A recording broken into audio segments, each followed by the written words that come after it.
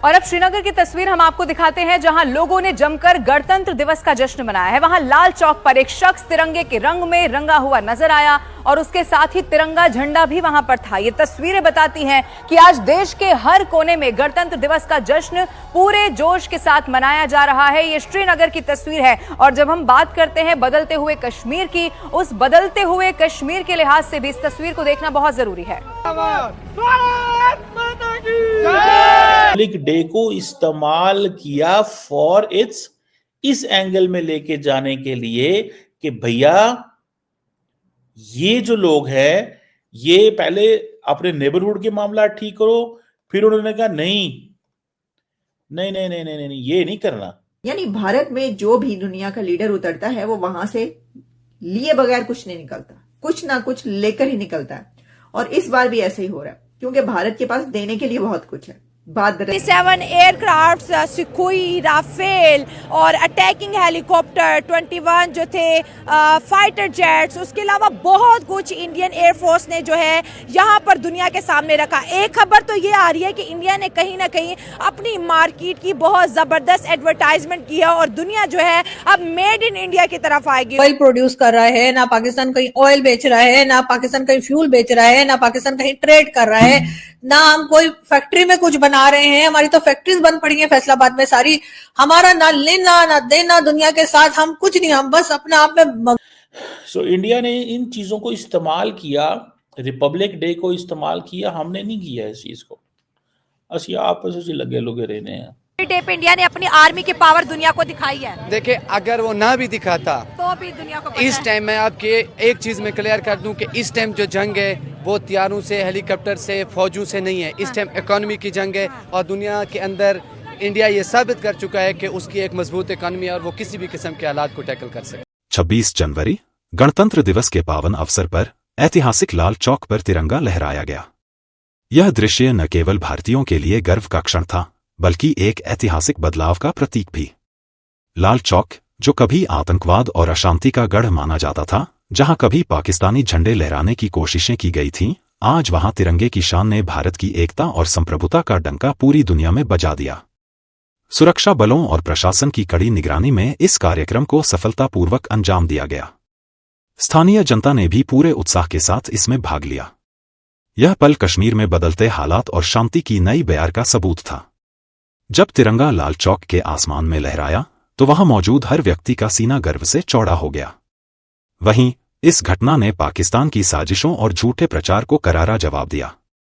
पाकिस्तान, जो हमेशा कश्मीर पर अपना दावा करता रहा है, आज अपनी मीडिया में खामोशी और हताशा के साथ इस नज़ारे को देखता रहा। उनके टीवी चैनलों पर भारतीय तिरंगे के शान से लहराने की खबर ने मायूसी और झुंझलाहट पैदा कर दी। लाल चौक पर तिरंगा लहराने की यह घटना न केवल भारतीय लोकतंत्र और अखंडता का प्रतीक है, बल्कि यह संदेश भी देती है कि अब कश्मीर शांति, विकास और भाईचारे की ओर बढ़ रहा है। यह पल उन सभी भारतीयों के लिए गर्व और आत्मविश्वास का है, जिन्होंने एकजुट होकर इस बदलाव को संभव बनाया।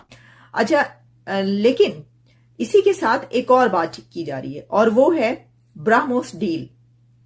तो ये भी आप बात याद रखिए कि अगर कोई ऐसा दिन होता है और उसके ऊपर कोई दुनिया का बड़ा लीडर पहुंचता है तो वो भारत से कोई ना कोई डील करके ही जाता है, कुछ ना कुछ लेकर ही जाता है, लिए बगैर नहीं जाता। यानी भारत में जो भी दुनिया का लीडर उतरता है वो वहां से लिए बगैर कुछ नहीं निकलता, कुछ ना कुछ लेकर ही निकलता है। और इस बार भी ऐसे ही हो रहा है, क्योंकि भारत के पास देने के लिए बहुत कुछ है। बात दरअसल ये है, तो इस बार अब ये खबर सामने आ रही है, खबर है कई दिन से पहले ये चल रही थी कि अब जो डील है वो ऑलमोस्ट फाइनलाइज हो चुकी है और वो है $450 मिलियन के ब्रह्मोस डील। और जो इंडोनेशिया है उसकी ये ख्वाहिश है कि वो रशियन इंडियन मेड ब्रह्मोस खरीदे और वो डील हो चुकी है। तो $450 मिलियन या हो सकता है इससे भी ज्यादा का ये बताया जा रहा है कि ये इतनी बड़ी डील हुई है दोनों कंट्रीज के बीच।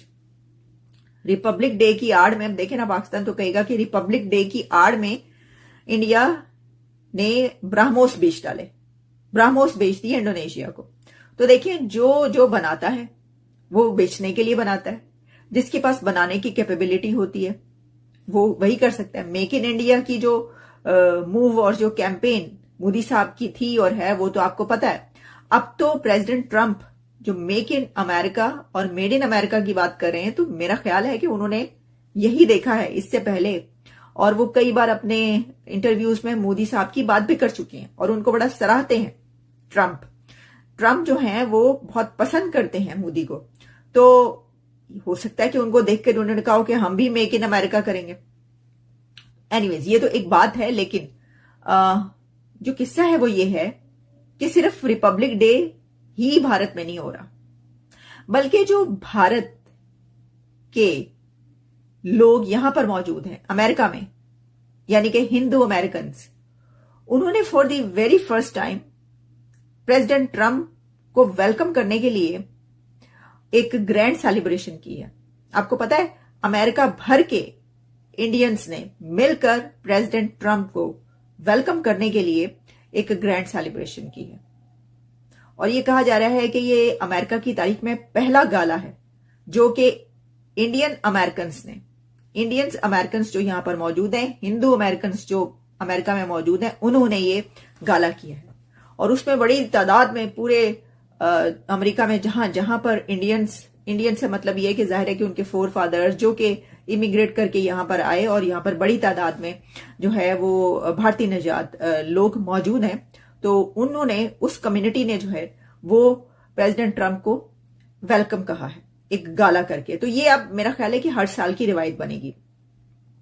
तो ये जो है ना, मैं ये बता रही हूँ वाली बात, तो कहने का मकसद ये है कि इंडियन सिर्फ इंडिया के अंदर ही फ्लरिश नहीं कर रहे, वो अगर इंडोनेशिया के प्रेसिडेंट को बुलाते हैं और उनके साथ ना सिर्फ ये कि रिपब्लिक डे मनाया जाता है, बल्कि साथ ही साथ उनके हाथ मिसाइल भी बेच दिए जाते हैं, एक बहुत बड़ी मिलियंस ऑफ डॉलर्स की फौजी ताकत रखती हो, और आपको अपने मुल्क की जो सोवरेनिटी है, अपने मुल्क की जो सिक्योरिटी है, उसको मेक श्योर करने के लिए अगर आप अपनी फौजी ताकत का मुजाहरा करते हैं, क्योंकि अब कोल्ड वार का टाइम है, हम इस बात को तस्लीम करते हैं, लेकिन आपको अपने आप को ज़हर भी करना होगा कि अगर कोई हमारे मुल्क में दखल अंदाजी करता है, अगर कोई ये समझता है कि हमारे मुल्क को जो है वो इन्वेड कर सकते हैं, तो हम एक ताकत हैं, हम एक पावर हैं, और हम उसे जो है एक मुंह तोड़ जवाब दे सकते हैं। और ये रिपब्लिक डे पे इंडिया ने अपनी आर्मी की पावर दुनिया को दिखाई है। देखिए, अगर वो ना भी दिखाता तो भी दुनिया को इस टाइम मैं आपके एक चीज में क्लियर कर दूं कि इस टाइम जो जंग है वो हथियारों से, हेलीकॉप्टर से, फौजों से नहीं है, इस टाइम इकोनॉमी की जंग है, और दुनिया के अंदर इंडिया ये साबित कर चुका है कि उसकी एक मजबूत इकोनॉमी है और वो किसी भी किस्म के हालात को टैकल कर सकता है। आपने कहा इकोनॉमी की जंग है, अगर हम इकोनॉमी की बात करें, दुनिया की 5th लार्जेस्ट इकोनॉमी है, तीसरी बनने जा रही है, ठीक है, और ये जो मुल्क है ये हमारा पड़ोसी है, ये वाघा बॉर्डर हमारे बिल्कुल आसपास है। इतनी बड़ी इकोनॉमी से हमने खुद को 2019 में एग्जिट कर लिया, और कश्मीर के नाम पर हम कहते हैं भाई इंडिया और पाकिस्तान कभी एक पेज पे नहीं आ सकते क्योंकि हमें कश्मीर चाहिए, और वो कहते हैं ठीक है कश्मीर चाहिए तो फिर लेके दिखाओ हमसे। तो इस तरह हमने इतनी 25 करोड़ आवाम को जिस तरह हम इकोनॉमिकली सफर कर रहे हैं, आपको क्या लगता है हमारा ये एग्रेशन अगर इंडिया को लेके ऐसे ही रहा, वो तो बड़ा मुल्क बन गया आप कह रहे हैं, तो नुकसान तो हमेशा छोटे को ही पहुंचता है ना फिर। सबसे पहली बात यह है कि हमें 1947 के बाद वो जो ने लिया है, मेरे ख्याल में ये किसी ने ये कहा है कि पाकिस्तान जो है अलीगढ़ के लोंडू की शरारत थी। अब मसला ये है कि पाकिस्तान तो बन गया, फिर इंडिया की ने भी इंडिया बना, दोनों एक साथ आज़ाद हुए। इंडिया आज़ाद हुआ, पाकिस्तान बना। हाँ, पाकिस्तान बना, आज़ाद, हम दोनों को इस बहस में नहीं जाते। अब जब ये दो रियासतें इस दुनिया के नक्शे पे आ गई, अब वहाँ जब नेहरू वज़ीर आज़म बना, उसने सबसे पहला तरीका ये किया, जो कॉलोनियल सिस्टम था फौज के अंदर, उसको ख़त्म किया, फौज को उसने डी पावर किया, फौज के पास वो पावर। हमारे मुल्क में ये हुआ, ये जो इकानमी से बात की थी, और फिर आपने कश्मीर से लेट के, हमने पहला मार्शल लॉ, दूसरा मार्शल लॉ, तीसरा मार्शल लॉ, चौथा मार्शल लॉ, हमने 4 मार्शल लॉ देखे। किस्मती देके हम कहते हैं कि मार्शल लॉ में मुल्क अच्छा चल रहा था। ये इसके पीछे भी एक साजिश है। हमने, हमारे जो मीडिया है, क्योंकि ऊपर एक जो है इन्फ्लुएंस रहा है, हमने आम आदमी को ये पोर्ट्रे किया है कि ये जो सियासतदान है या जो जमहूरियत है ये निकम्मे लोग हैं, हम जो इंटर पास लोग बैठे हुए हैं बंदूकों वाले, हम जो है ज्यादा। तो क्या आप इंडिया को अपना दुश्मन मुल्क मानते हैं?